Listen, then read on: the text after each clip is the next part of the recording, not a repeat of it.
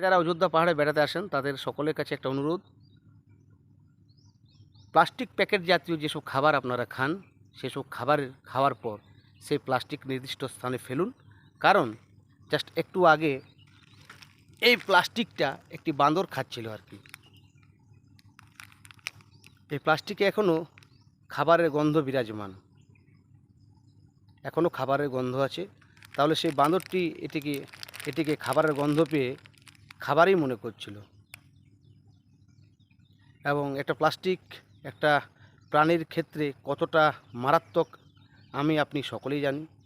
তাই পাহাড়ে বেড়াতে এলে প্লাস্টিককে নির্দিষ্ট স্থানে ফেলুন এবং প্রয়োজন পড়লে সঙ্গে নিয়ে আসুন, পাহাড়ের নিচে কোথাও সেফ জায়গায় ফেলুন। প্লাস্টিক বন এবং বন্য প্রাণীর ক্ষেত্রে কতটা মারাত্মক আমি আপনি সকলেই জানি। তাই সচেতন হন, বন্যপ্রাণী বাঁচান, পরিবেশ বাঁচান, বাস্তুতন্ত্র বাঁচান।